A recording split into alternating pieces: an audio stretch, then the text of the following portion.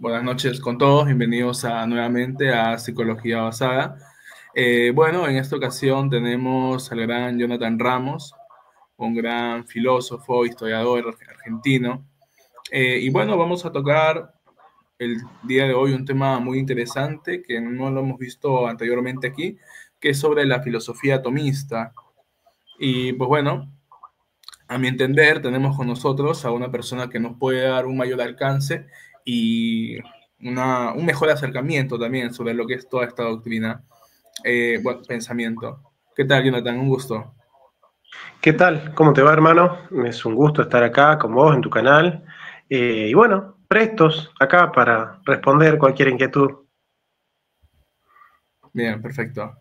Bien, Jonathan, ¿te parece si empezamos? Porque hay un montón de Da, preguntas y comencemos, a ver. listo. A ver. Bueno, primero habría que, para luego empezar con las demás preguntas que se vienen, um, ¿qué es el tomismo? ¿A qué nos referimos cuando hablamos de tomismo, filosofía tomista? Bueno, es una escuela de filosofía inspirada en Tomás de Aquino y que tuvo sus ramificaciones, tuvo sus distintas líneas interpretativas, desde el tomismo trascendental o crítico, que trata de unir a Santo Tomás con Kant, como por ejemplo Karl Rahner y otros, pasando por el tomismo analítico de algunos tomistas ingleses, anglosajones, el tomismo intensivo, el tomismo esencial de Cornelio Fabro, el tomismo aviceniano, que es un tomismo clásico, por ejemplo, de Garrigou-Lagrange, del primer Gilson. En fin, digamos, es una escuela filosófica que se inspira en Tomás de Aquino, pero que tiene sus comentadores, sus intérpretes, y bueno, tiene su historia, ¿no? El tomismo. Así que el tomismo no termina con Tomás. Yo diría que tampoco comienza con Tomás, estrictamente el tomismo. ¿Y qué distingue al tomismo de otras corrientes escolásticas? Mira, lo que pasa es que la escolástica no es una corriente, es básicamente un método. Es un método que utilizaban los dominicos para la investigación y la exposición de los temas. En las cuestiones disputadas, los quodlibetales, las disputatio, se utilizaba un método de exposición de los temas y de debate de los temas, ¿no? Que consistía en la questio, en la responsio, en la via resolutio. Y bueno, básicamente la escolástica es un modo de exposición. Podríamos decir que Escoto era un escolástico, que Guillermo de Ockham era un escolástico, que Suárez era un escolástico, que Domingo Báñez era un escolástico. Así que la diferencia entre el tomismo y otros escolásticos es justamente que el tomismo es una forma de ser escolástico, una forma de utilizar ese método de investigación, de escritura y de exposición y de debate de los temas, digamos, ¿no? Pero por de pronto no, digamos, no hay escolásticos escotistas, escolásticos suaristas, escolásticos avicenianos, así que, bueno, ya las diferencias son diferencias filosóficas propiamente.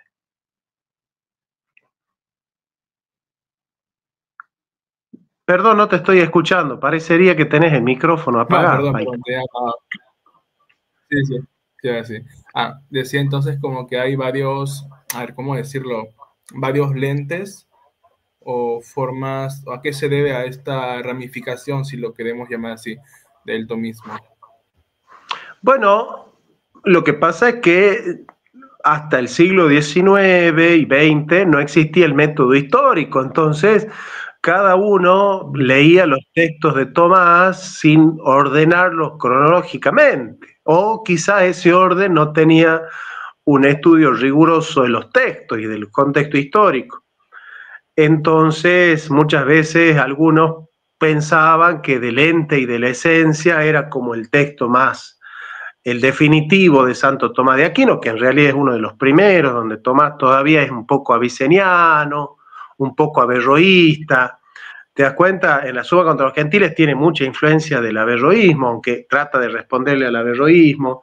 Ya en la Suma Teológica ya tiene su pensamiento más maduro, más consolidado. Así que, bueno, entender que las distintas ramas surgen de que todo filósofo complejo tiene sus líneas interpretativas. Entonces, también dentro del tomismo hay ramas del tomismo, hay distintas escuelas dentro del tomismo, que surge evidentemente de sus distintas interpretaciones sobre el texto, ¿cierto?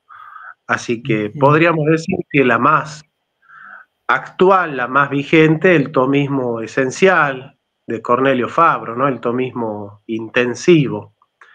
Ese es digamos, esa sería la línea que hoy más se está cultivando. Ok, y ahora adentrándonos ya un poco más a la filosofía de Aquino, ¿cuál es la relación entre esencia y existencia, según Aquino? ¿Cómo lo entiende él?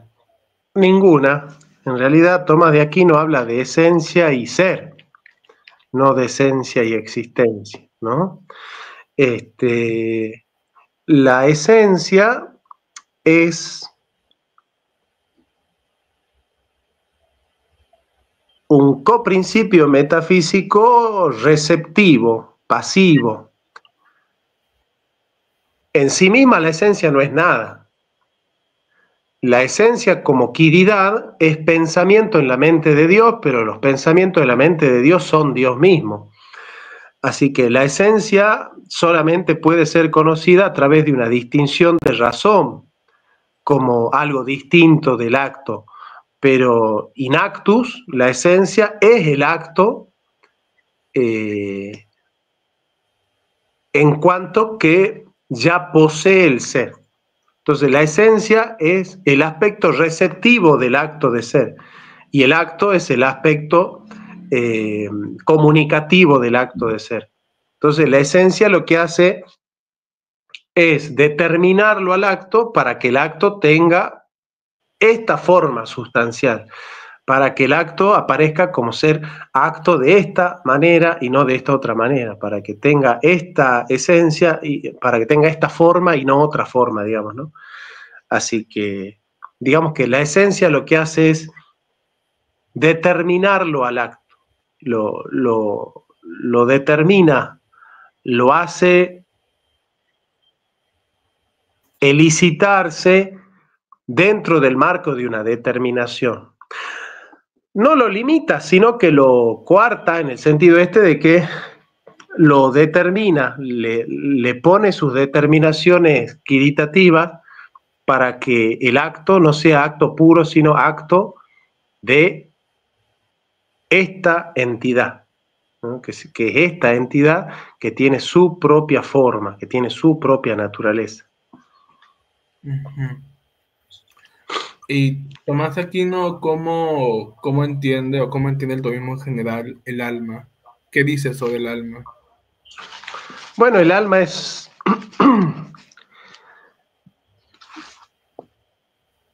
metafísicamente, el alma es necesaria por otro. Es un coprincipio metafísico que es acto primero de un cuerpo que potencia tiene vida, principio formal, y ser necesario por otro.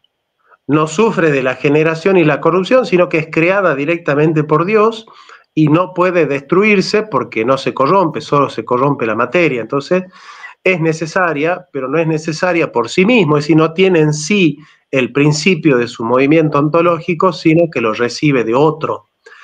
Entonces, el alma es un coprincipio metafísico y acto necesario por otro, primero, de un cuerpo que en potencia tiene vida. Acto primero, necesario por otro, de un cuerpo que en potencia tiene vida.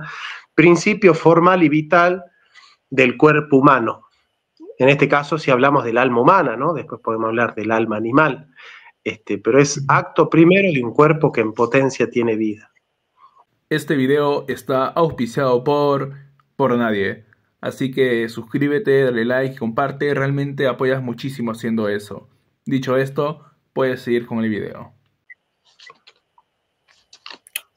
Bien. Y bueno, Aristóteles se sabe que influencia en el pensamiento de Aquino. Exactamente o principalmente, ¿qué es lo que toma Tomás de Aristóteles?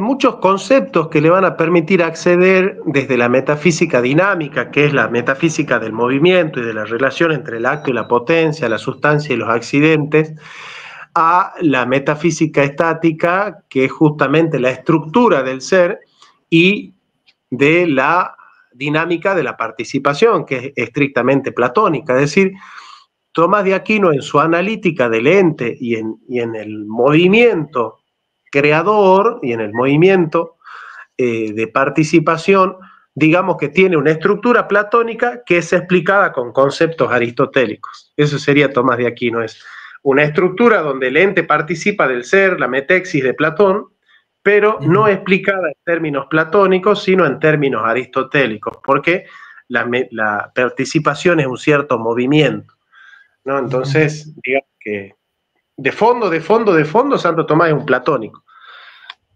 pero utiliza los conceptos aristotélicos para explicar esa estructura platónica. Dentro de la metafísica de Aristóteles y Tomás de Aquino, ¿encontramos alguna diferencia? En ese caso, ¿cuál sería la principal? ¿Diferencia con respecto a qué? A su metafísica. Pero la diferencia de Tomás con respecto a qué? ¿Diferente a qué? Aristóteles. A Aristóteles. Ajá, sí. Bueno, sí, lo que pasa es que Aristóteles tiene un pensamiento evolutivo. Es decir, Aristóteles va pensando y va cambiando de pensamiento y de cuestiones a lo largo de toda su obra. Entonces no hay un pensamiento unificado y sistemático en Aristóteles. En cambio, Santo Tomás sí lo que hace es depurarlo a Aristóteles de algunas contradicciones, de algunas ambigüedades y algunos errores, para conformarlo y adecuarlo al cristianismo. Por ejemplo, para Aristóteles Dios no conoce el mundo, para Santo Tomás Dios sí conoce el mundo. Para Aristóteles el universo es eterno, para Tomás de Aquino el universo no es eterno. Para Aristóteles el alma no puede subsistir sin el cuerpo y para Santo Tomás sí. Bueno, son diferencias que hay, y obviamente para Aristóteles Dios no es la causa total, el esse totaliter, sino que es causa final del universo. En cambio, Tomás tiene una mirada más completa y más compleja del ser. Así que digamos que esas son algunas distinciones, ¿no?, entre Tomás de Aquino y Aristóteles.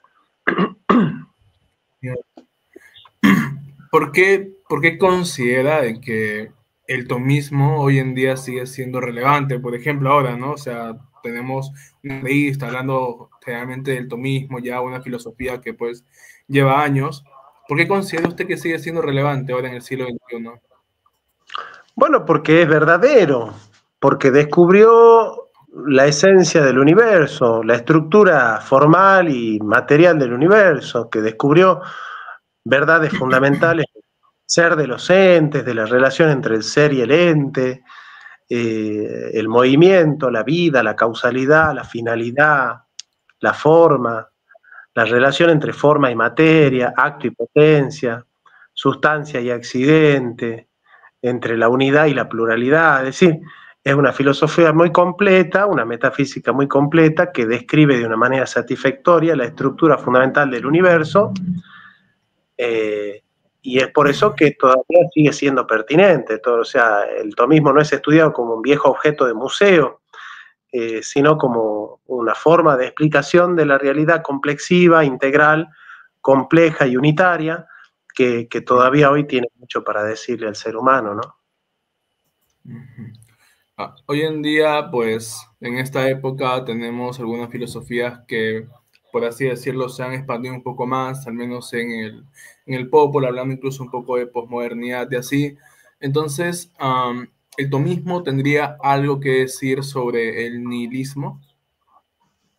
Bueno, claramente, porque la pregunta central de Santo Tomás no es por qué el ser y no la nada, como si el ente circundara en la nada, ¿no? Esta idea de Tomás de Erfurt, Gabriel Biel, que es el filósofo del cual Heidegger piensa que es escoto y hace su tesis sobre los predicados y las categorías, eh, Ujú. que el ente es el no ente, es decir, que el ente surge como una negación de la nada originaria, o Heidegger le llama el Abgrund, ¿no? Entonces parecería que el ente está circundado por la nada, ¿no? La nada lo nadea al ente.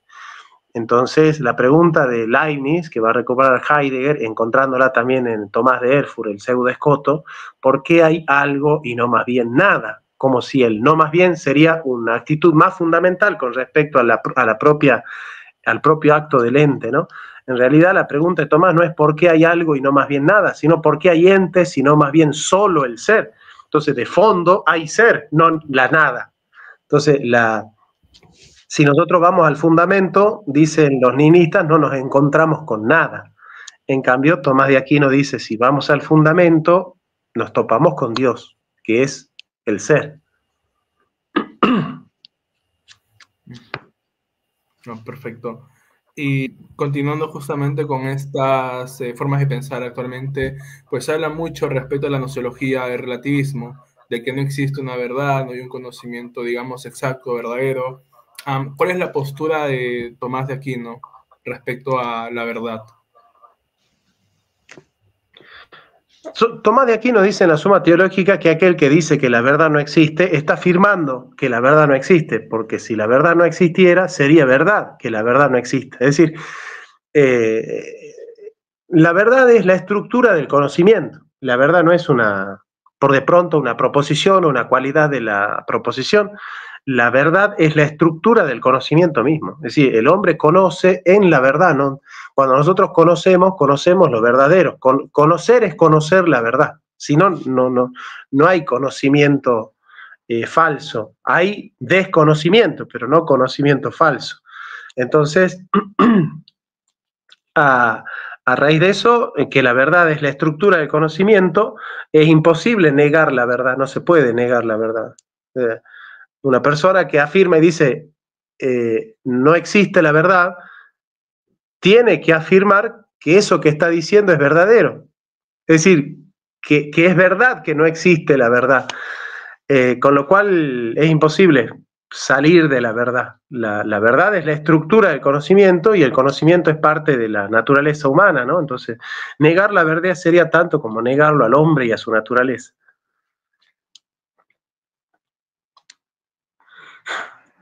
El micrófono apagado. Otra vez. Vale, decía, también va con esto de, pues la verdad, hoy en día también se habla sobre la moral, que la moral también depende de cada persona.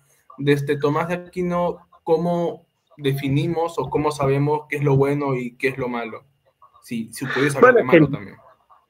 el bien es el fin de cada cosa que se mueve hacia su bien, que es su perfección. Entonces, como el fin está dado, porque es intrínseco al propio movimiento de la naturaleza, en telequia, ¿no? En busca de la finalidad que lo perfecciona, en telos egein, en busca de tener su propia perfección, su propia finalidad, el principio enteléquico de cada ente está intrínseco a cada ente. Entonces, el bien para Santo Tomás es el fin de cada cosa, es el desarrollo hacia el cual se dirige es una tendencia el bien. Y como tal, necesita el concurso en los seres racionales del intelecto y de la voluntad. Así que el bien es el sentido que tiene el movimiento, todo movimiento se mueve hacia el bien y, Ujú. y es el principio que cohesiona la realidad porque toda la realidad está estructurada en función de una finalidad que es su perfección. Así que podríamos decir que el bien es la causa final, el bien es el sentido del ser, el bien es aquello hacia lo cual, aquello de lo cual vienen las cosas y aquello hacia lo cual van las cosas, ¿no? Ok. Muy, muy interesante esa respuesta realmente. Bueno, siguiendo en concordancia con lo que decía, ¿no? Hablamos hoy en día también, bueno, se habla de un transhumanismo, ¿no? De que, bueno, creo que usted sí maneja bien esto. ¿Qué es lo que diría Tomás de Aquino acerca de esto? ¿Cuál sería su postura, su opinión? Bueno, mirá, no se puede superar la naturaleza humana, no se lo puede superar al hombre. Si el hombre no puede ser más que el hombre, el hombre tampoco puede negarse a sí mismo de manera metafísica. Entonces, el transhumanismo es una nostalgia, una quimera, una utopía que supone que podemos prescindir de la naturaleza humana para pensar en el bienestar humano. Entonces Tomás de Aquino diría, pero ¿quién, negando la naturaleza del hombre, puede buscar un bien para el hombre? Sí, ¿quién que niega lo que es el hombre puede buscar un bien para el hombre, ¿no? Entonces, el transhumanismo es una quimera, una utopía y una contradicción. Es el transhumanismo es el hombre en contra del hombre. ¿Qué es el hombre? El hombre es sustancia, es la unidad sustancial de cuerpo y alma, es sustancia, es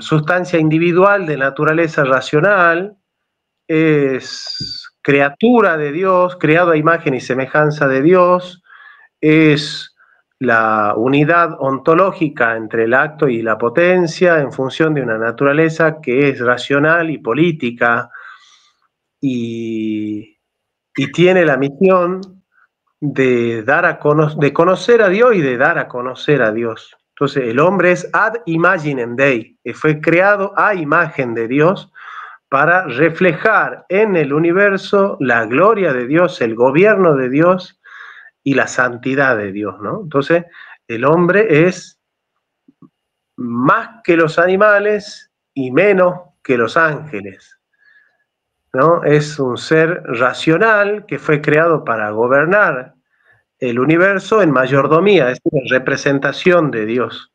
Es una criatura de Dios y es el ser por el cual Cristo vino al mundo, ¿no? Y bueno, el hombre, ya usted lo pudo definir. Tengo una pregunta, va acompañada ahora de una pequeña introducción. Hoy en día también vemos que, bueno, sobre todo también propio de la posmodernidad, se ve a las personas tratando a los animales como una mascota, por ejemplo, como si fuera al mismo nivel del hombre, con ciertas prácticas como, no sé, pues spas, cumpleaños y demás. Entonces, mi pregunta venía, según Tomás, ¿existe una jerarquía de seres? Si es así, ¿cuál sería esa jerarquía? Claro, lo que pasa es que cada ente recibe ser al modo de su esencia, in linea essendi, y claro, cada esencia tiene perfección en función de su estructura formal, su alcance y su finalidad.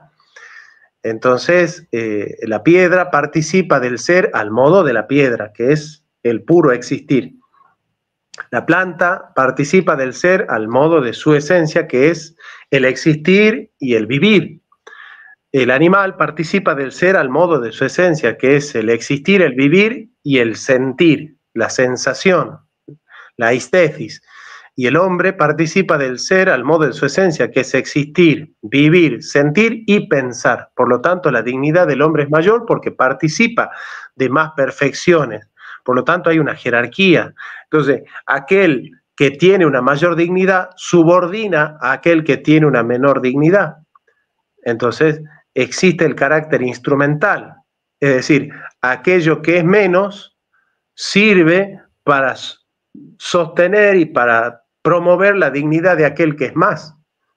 Entonces, como Dios es más que el hombre fue hecho para servir a Dios.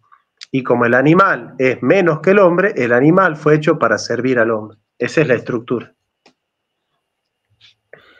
Ok, muy, muy interesante realmente esta respuesta. ¿Cuál es o cómo aporta Tomás, si es que hubiese aportado también, al diálogo entre lo que es ciencia y la religión? Bueno, Tomás de Aquino en la Suma contra los Gentiles desarrolla la relación entre fe y ciencia, fe y filosofía, diciendo que cada aspecto del conocimiento, la fe es un modo de conocer y la filosofía es otro, y la ciencia es otro modo de conocer. Cada modo de conocer tiene su propia autonomía formal, pero materialmente, es decir, su contenido debe ser el mismo, porque son dos aspectos formales de la misma realidad, que puede ser vista de dos maneras diferentes. Es decir, yo me puedo preguntar qué es el hombre y puedo responder desde la fe o desde la ciencia.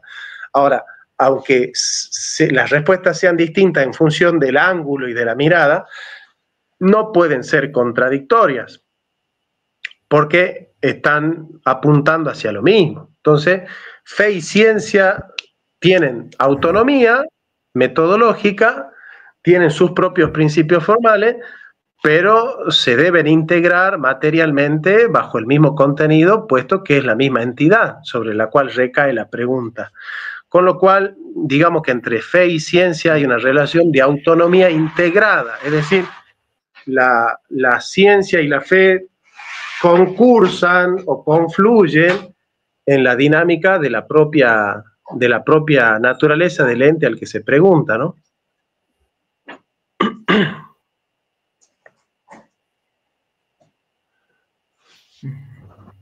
Okay. Bien.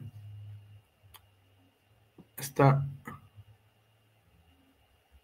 Sí. No, ya terminó la pregunta, están apagando el micrófono para escucharte a bola. No, pensé que seguía respondiendo. Ya. Tomás también habla, creo que esto es lo principal y de hecho es por lo que la mayoría lo puede conocer, que es las 5 vías para demostrar la existencia de Dios. ¿Cuáles son esas 5 vías? Bueno, las 5 vías son aspectos formales que nos llevan a nosotros a descubrir la causa de los entes en un primer principio. La causa del movimiento, de la causa eficiente, del ser necesario y contingente, de la participación y el fin hacia el cual se ordena el universo.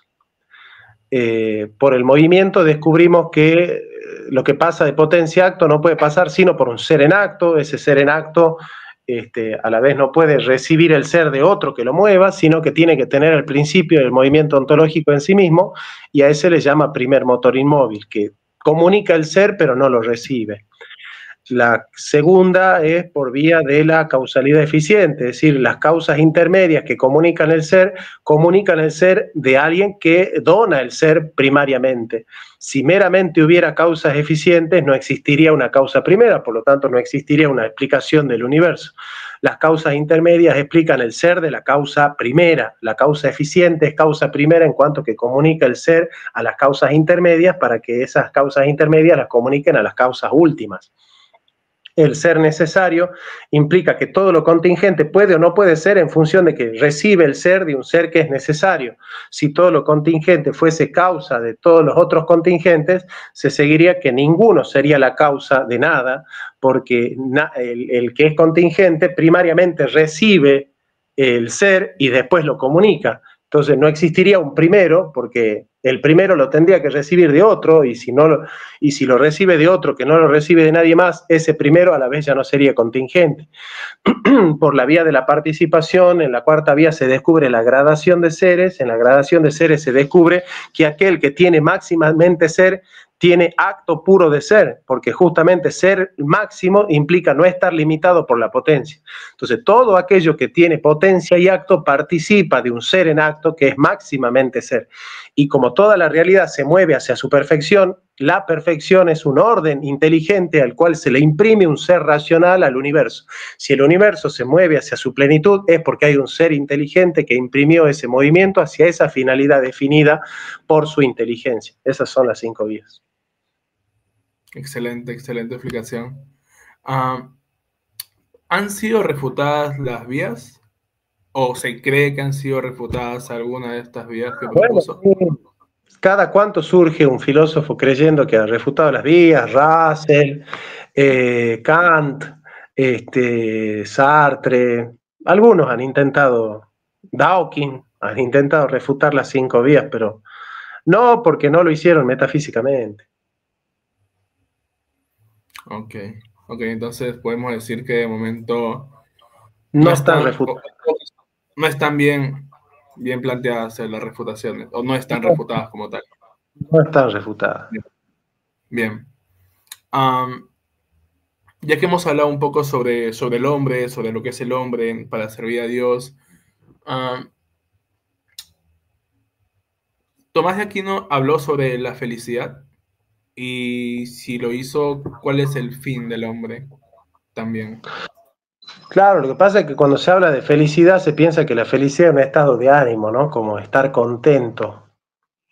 La felicidad es la plenitud del ser, es que el hombre sea verdadero hombre, digamos, ¿no? Que el hombre conozca su naturaleza, la actualice y la perfeccione. Entonces una persona puede perfeccionar su naturaleza y no estar contento, porque no tiene nada que ver eso. Una persona que está en la pobreza o que está, qué sé yo, pasando por una situación injusta o, bueno, no está contento, pero sin embargo se está perfeccionando en su naturaleza. O sea, es una mirada muy psicologista esta de asociar la felicidad con un estado de ánimo, con una emoción. La felicidad es la plenitud del ser del hombre, es la plenitud de la naturaleza, ¿no? Es la perfección de la naturaleza. Hacia eso se dirige la vida humana y todo viviente. Este video está auspiciado por nadie. Así que suscríbete, dale like, comparte, realmente apoyas muchísimo haciendo eso. Dicho esto, puedes seguir con el video. Bien, respecto a la política como tal, ¿Tomás de Aquino tiene alguna postura o, digamos, cuál sería la mejor forma de ordenar la sociedad? Bueno, él tiene un libro que se llama Del Reinado. Él dice digamos, la tiranía sería la injusticia de uno solo, la aristocracia puede devenir en oligarquía, es decir, la injusticia de algunos pocos, y la democracia puede devenir en populismo o en demagogia, ¿no? Es decir, instrumentalizarlo al pueblo en beneficio de algunos pocos. Entonces él defiende el gobierno del reinado, porque él dice el rey tiene que dar cuenta de lo que hace, puede ser depuesto y a la vez tiene la responsabilidad moral, tiene que dar la cara. ¿Viste? En regímenes democráticos, por ejemplo, el Poder Judicial puede echarle la culpa al Poder Ejecutivo, el Ejecutivo al Legislativo, el Legislativo al Judicial. En cambio, el rey tiene que dar la cara, el rey tiene que, digamos, hacerse cargo de lo que pasa en el reinado y puede ser depuesto. Entonces, para Tomás de Aquino es el gobierno más virtuoso, el más transparente y el más equitativo. Bien. ¿Y qué es lo que diría o cuál sería la postura de Tomás de Aquino respecto al liberalismo o libertarismo? Bueno, Tomás de Aquino no conoció el liberalismo, pero la libertad no es un fin en sí mismo, la libertad es un medio para el bien. Entonces, la razón de la libertad es el bien, y el bien es una determinación, con lo cual la libertad no puede ser indeterminada. Eso le diría Tomás a los liberales, ¿no? Que una libertad indeterminada y restricta justamente no tendría por horizonte el bien que la determina. Entonces, justamente, una libertad indeterminada es una libertad que no tiene por horizonte de determinación el bien como fin de la voluntad. Entonces, una voluntad que no se mueve hacia el bien es una voluntad que no se mueve bien, y la voluntad solo se puede mover bien cuando se mueve hacia el bien. Por lo tanto, la libertad es una determinación de la libertad, el bien es una determinación de la libertad, y la libertad, por lo tanto, no puede ser indeterminada ni restricta, como piensan los liberales. Bien, y ahora yendo a la otra cara, se habla también por un sector de la izquierda sobre justicia social. No sé si es un término que también habrá escuchado. Se tiende mucho a pensar que, digamos, la parte creyente, católica, cristiana, tiende por la izquierda. Incluso algunos dijeron que Jesús era comunista y demás cosas. ¿Cuál sería, digamos, una respuesta prudente respecto a esto? Bueno, lo que pasa es que uno de los derechos naturales es el derecho a la propiedad, que es lo que niega el comunismo en toda su vertiente, la izquierda, ¿no? Porque mi propiedad no es solo mi trabajo, mi casa, sino el fruto de mi trabajo, que es mi salario. Si el gobierno se queda con parte de mi salario, justamente me está privando de mi propiedad.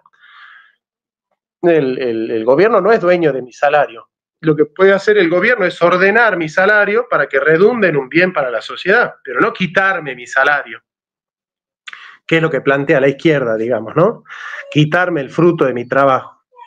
Yo soy dueño de mi trabajo y del fruto de mi trabajo, que es lo que te quita la izquierda. Entonces te está negando un derecho natural que Santo Tomás afirma. Cuando, cuando dice esto de quitar el salario, ¿se refiere o podemos pensar en los impuestos o...? Claro, básicamente ese sería el medio instrumental a través del cual el Estado se apropia del fruto de nuestro trabajo, ¿no? Yo no estoy diciendo que el impuesto sea ilegítimo, estoy diciendo la manera ilegal de apropiarse del salario sería tomarlo por fuera de las leyes o por leyes injustas, con el fin de redistribuir la riqueza. Lo que tiene que redistribuir el Estado son las oportunidades, no las riquezas. ¿Te das cuenta? Tomás dice que hay que redistribuir las oportunidades, es decir, que todos puedan vivir de su trabajo. No que unos vivan de su trabajo y otros que vivan del trabajo de otro, que es lo que plantea la izquierda. Bueno, para que no trabajar, busquen. Ok, perfecto. Se me dio la pregunta. Vale. Respecto al uso de armas, un debate con Horacio Justo sobre Sí. este tema de hace un par de años. Ajá. Mm. Bueno, me gustaría saber cuál es su punto de vista. ¿Ves? Lo conozco, pero... Sí. Bueno, yo estoy a favor del desarme total, es decir, yo estoy a favor de la paz, de la no violencia, y no es un pensamiento utópico. Cuando nosotros llenamos de armas a un pueblo, es más peligroso, porque cuando hay armas hay más violencia. De hecho, un país que tiene armas, no solo tienen armas las personas de bien que se defienden, los países que tienen libre portación de armas tienen más armas los delincuentes también. Entonces no se soluciona eso poniéndole una pistola a cada señora de barrio para que se defienda y le meta un tiro a cualquier persona que ande dando vuelta por el techo. ¿Sí? En todo caso, eso no detiene la violencia, la generaliza la violencia. Así que no, yo estoy a favor de la paz y de la no violencia. Y creo que la violencia solo se legitima cuando es el único medio para detener una violencia mayor.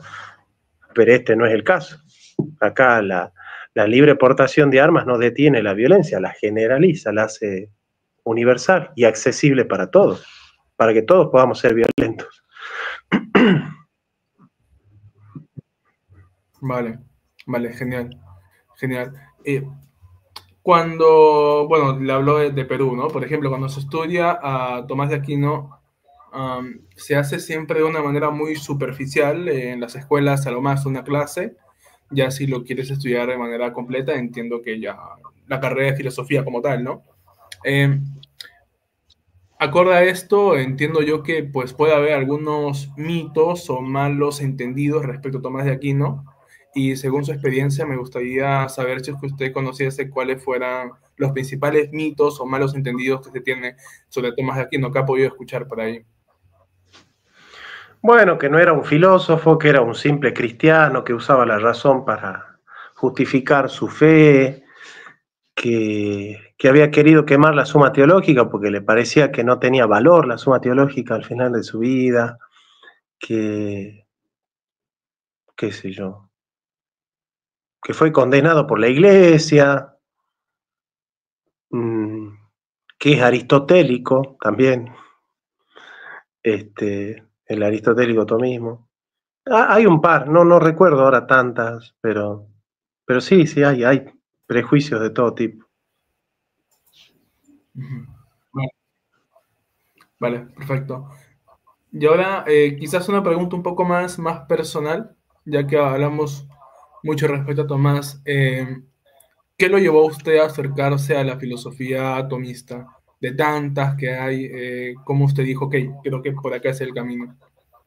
A mí se me impuso. Yo tenía un profesor de medieval que era tomista y debatía con él desde Sartre, desde Heidegger, desde Foucault, desde Derrida, y siempre que interactuaba con él, la fuerza argumentativa de Tomás se imponía sobre la fuerza argumentativa de cualquier otro filósofo, y bueno, si uno más o menos es honesto, siempre se tiene que quedar con lo mejor, no con lo peor, ¿no? Y hasta ahora no conocí mejor filósofo que Santo Tomás, y que bueno, básicamente se impuso, la fuerza argumentativa de Tomás se impuso, en contra de mi voluntad, si se quiere. Ujú, ujú. Eh, ¿cuál es cuál es el libro que usted recomendaría para iniciar en la filosofía atomista? La suma contra los gentiles, de hecho yo estoy dando un curso en mi canal eh, para suscriptores y para alumnos, que hay que inscribirse a mi correo, sobre la suma contra los gentiles. Doy una clase por día, y bueno, y ahí la vamos llevando, ¿no? Hay gente que no son filósofos, pero alguito entienden y van encontrando el sabor. Me parece que la obra, porque él la pensó no para cristianos, sino para predicarle a los gentiles. Y como está lleno de paganos en todos lados, creo que es la mejor obra para empezar. ¿Existe alguna corriente actual que pueda tener cierta compatibilidad con el tomismo, o desde su aparición no ha habido?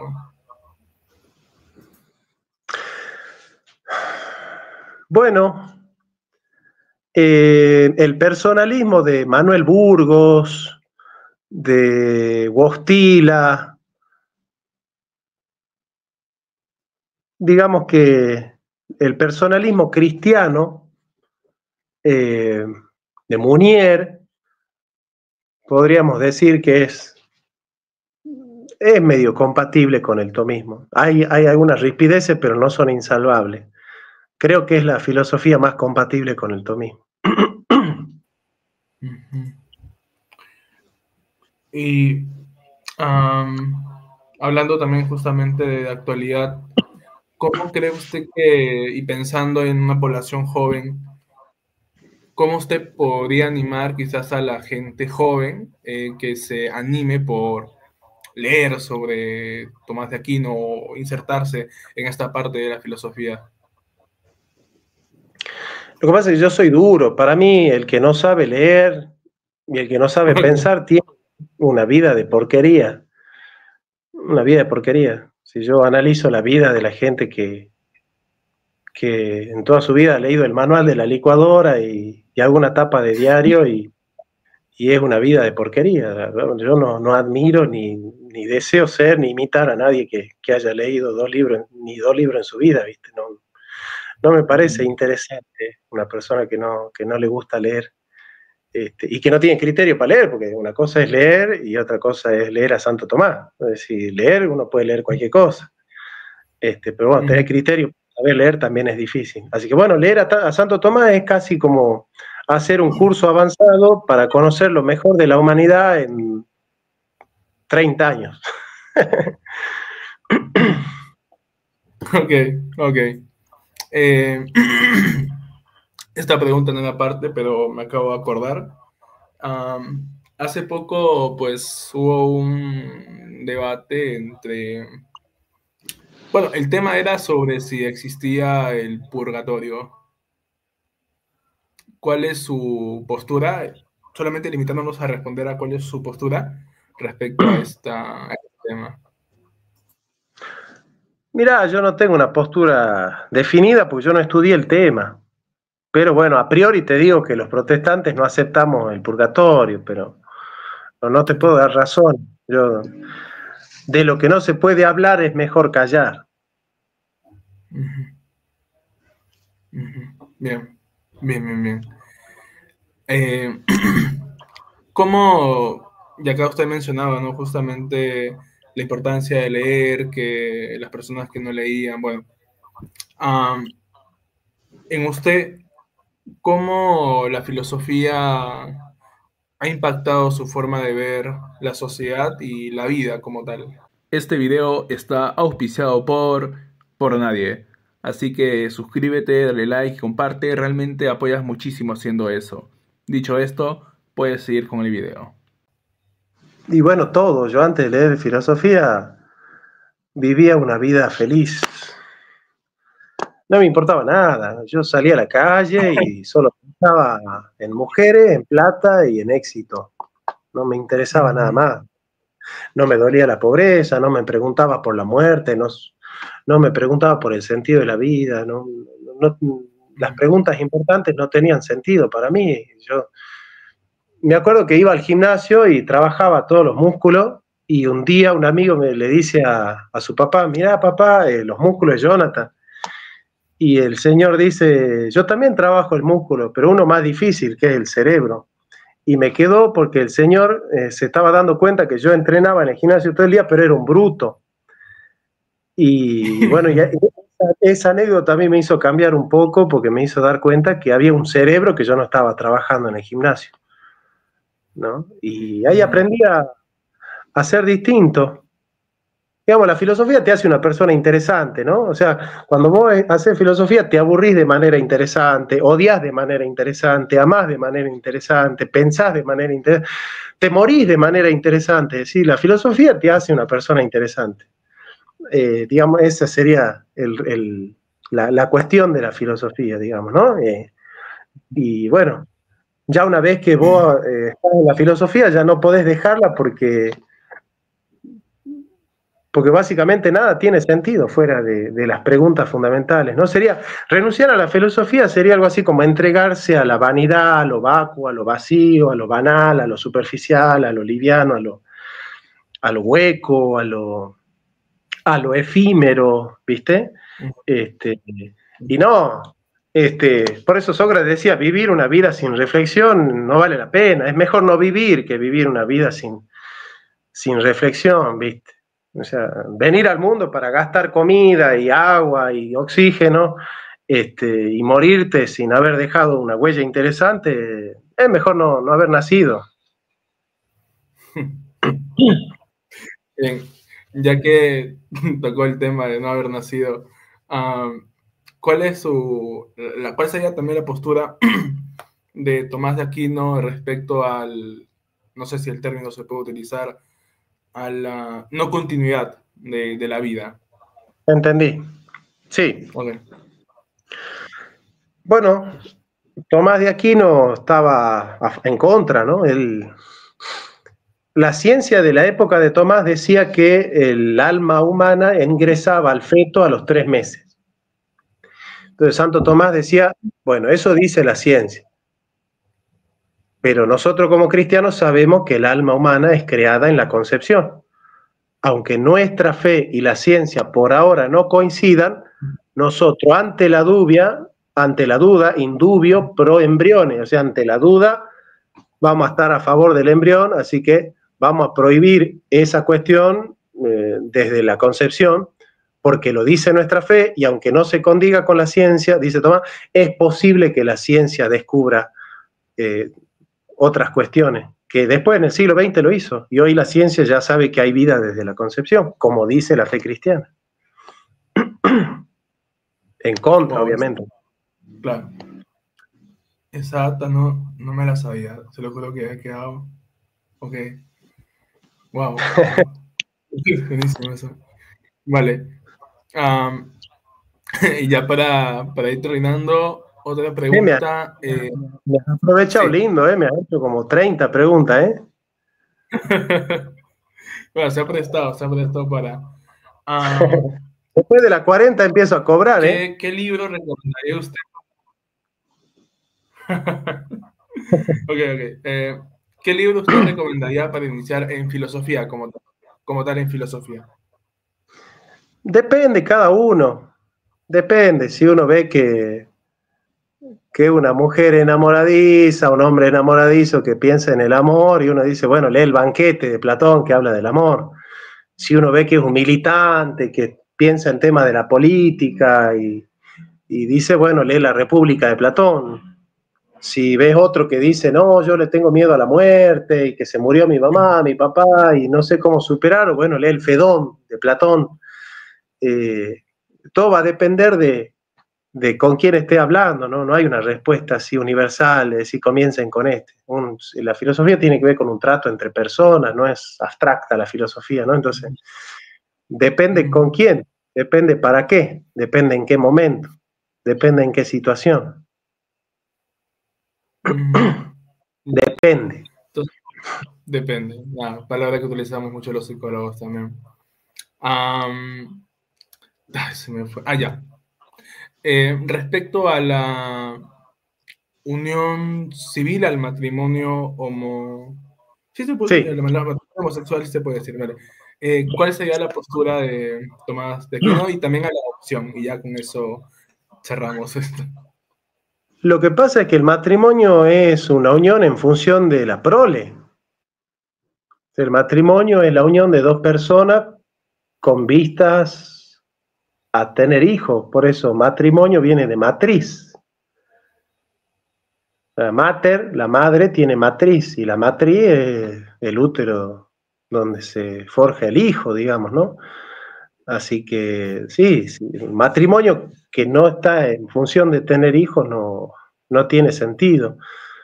Entonces, como dos hombres, si se casan dos varones, ninguno de los dos tiene útero, o si se casan dos mujeres, un útero no puede fecundar a otro útero, entonces no hay prole.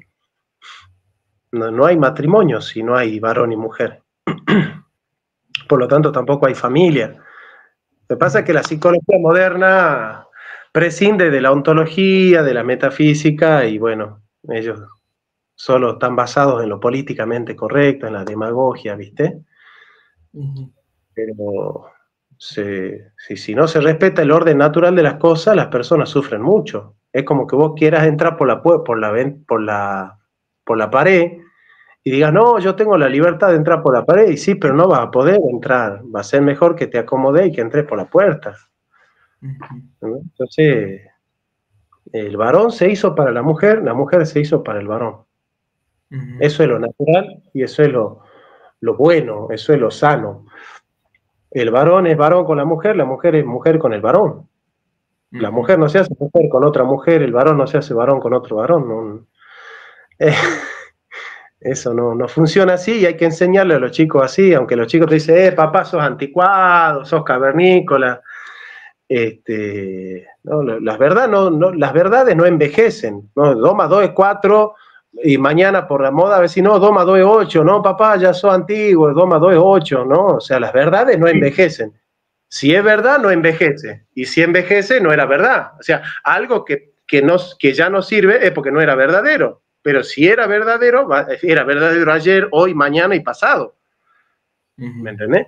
O sea, aquello que hace que el hombre sea hombre no depende de la moda ni de la cultura. No es que mañana va a salir una propaganda y yo voy a dejar de ser hombre porque han hecho una propaganda. Y si mañana cambia la moda, yo voy a hacer otra cosa. No, yo soy lo que soy, no lo que alguien quiere que yo sea. Entonces, bueno, las cosas son así. No, la esencia del hombre no está disponible. La esencia del ser humano no está disponible. Ese es. Ok. Genial. Nada, si usted entra y dice segunda facultad de psicología, saldría funado, probablemente. No, me esperan con la policía. Me esperan con la policía y claro. Pero bueno, hay que ser revolucionario. Hoy hay que ser revolucionario diciendo la verdad. Hoy decir la verdad es revolucionario, ¿viste? Sí, de Así hecho que hay sí, que... ha cambiado. Sí. Bien, Jonathan, pues nada, ha sido un placer tenerte aquí. La verdad que me lo he pasado bien. Hay algunas partes que voy a tener que volver a ver para entender mejor, seguro que sí, estoy perdido ahí, pero bueno. Pues nada, nuevamente muchísimas gracias por estar aquí, por darte el tiempo. Para las personas que lo vean en diferido, ojalá que llegue a mucha gente porque realmente ha habido mucha información muy valiosa aquí. Y pues nada, no sé si quisieras decir algo antes de cerrar, un mensaje, algo. Lean y piensen. Dejen un ratito el celular, Netflix, Twitter, Instagram, TikTok, Facebook. Dejen un ratito eso y pónganse a leer. Lean un poco. Tengan un Bien. poco de vergüenza y lean un poco. Te mando un abrazo, hermano. Hermosa entrevista. Voy a subir a mi canal. Nos vemos, cuídate. Un abrazo.